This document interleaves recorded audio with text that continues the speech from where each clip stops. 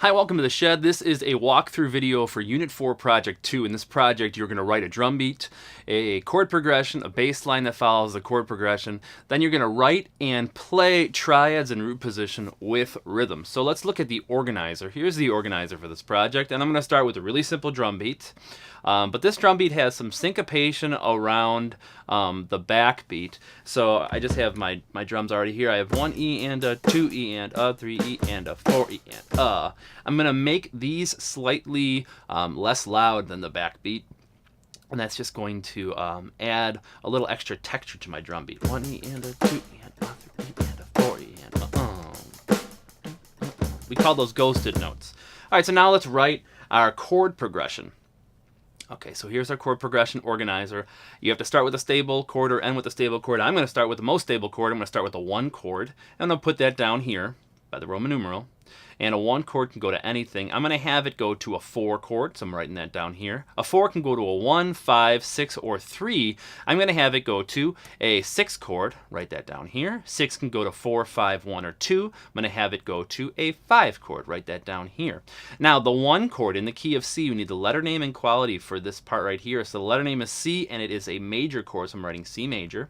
And you spell that going root is the same as the name of the chord, so C.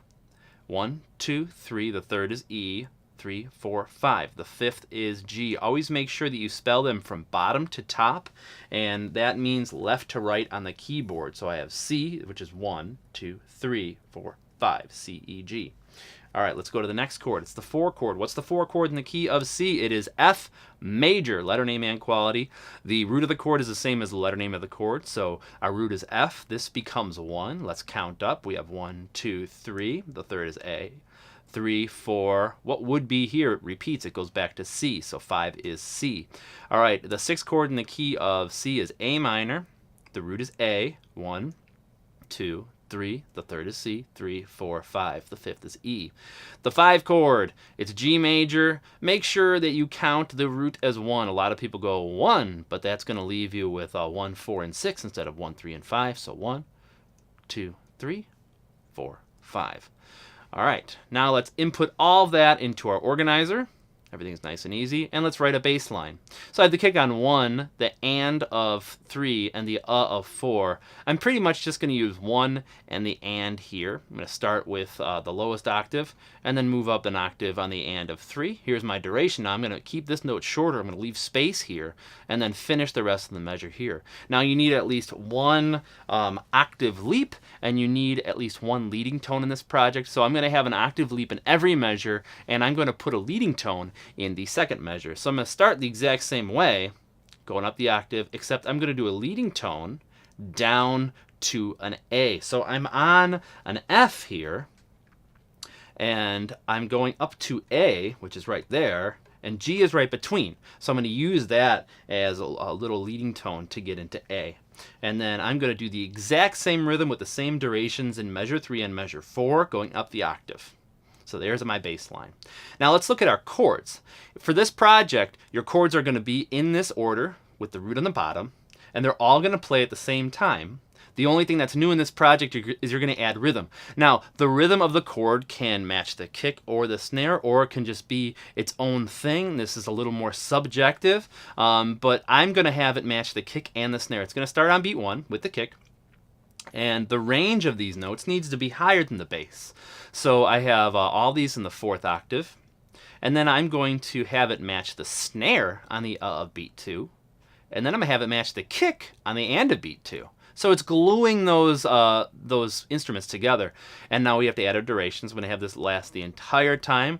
The attack on the of beat 2 is going to be short. And then I'm going to play on the and of 3 all the way. I'm going to do the exact same thing in measure 2, 3, and 4, but look at the range number here. It changes. It goes from the 4th octave to the 5th because this is higher. Same thing here. This is the 5th octave, and that's the 5th octave. And then my last chord. So you want repetition in the rhythm of your chords. So now let's build our sound trap. I have a drum set already, and I have this groove, and I want to be able to figure out what tempo this groove should be in. So here is my groove. I have 1 E and a 2 E and a 3 E and a 4 E. So I need to figure out what tempo that's going to work best in, and I already figured it out. It's around 75. So let's record that groove. 2E and a 3E and always subdivide before you start. 2E and a, here we go. 1E and a 2E and a 3E and a 4E.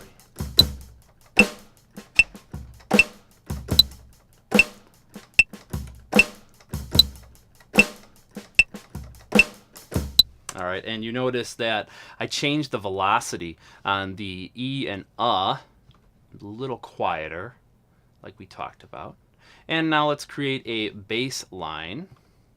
Going to do just the regular upright bass, keep it nice and simple. Since my keyboard is smaller, I have to transpose the octave. And I am going to practice it first. I have 1E and a 2E and a 3E and a 4E and a 1. So I'm going to use my pinky and my thumb to go up the octave just like before. And let's record this thing.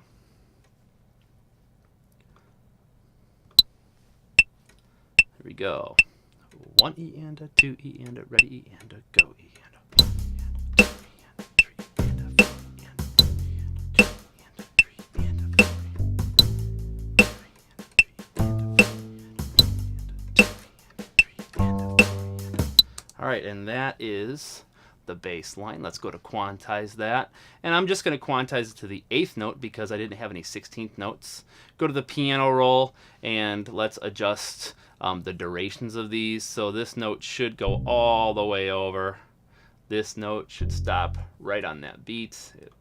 It lasted a little too long. This works out. This should go all the way over. Just snapping, keeping everything neat and tidy.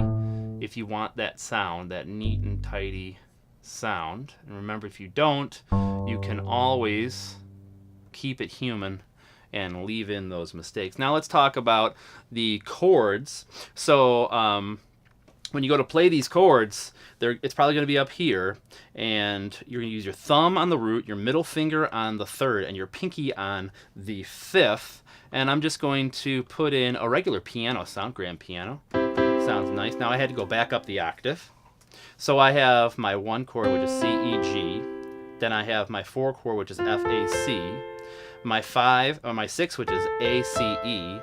And then my 5, which is G, B, D. And the rhythm is 1E and a 2E and a 3E and a 4E and a 1E and a 2E and a 3E and a 4E and a 1E and a 3E. Just make sure you practice it so that when you record it, it's nice and easy. So let's go to record this. Subdivide before you start playing. 2E and a 3E and a 4E and a 1 and a 2E and a 3E and a 4E and a 2E and a 3E and a 4E and a 1 and a 3E and a 4E and a 1E and a 2E and a 3E and a 4E and a. Awesome.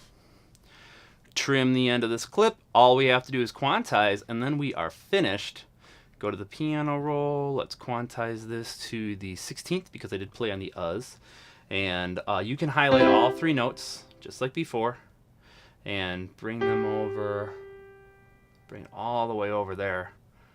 This was short. It's hard to see, but this needs to go all the way over. And if you like the way you played it, added that note there. If you like the way you played it, sometimes I just leave it. Make this a 16th. Highlight all your notes, make it a 16th. But if you want to stay true to what you wrote down, there's nothing wrong with going back. If you liked the duration that you played in, there's nothing wrong with going back into your organizer and adjusting what you originally wrote. That's part of the composition process. It's okay to do some self-editing. That's how we get better at developing our compositional voice. Make it a 16th here. And the last one should be held over all the way. Awesome. And there is our project. We have a drum beat, we have a chord progression, we have a strong bass line, and now our chords have some rhythm. Good luck, and we'll see you in the shed.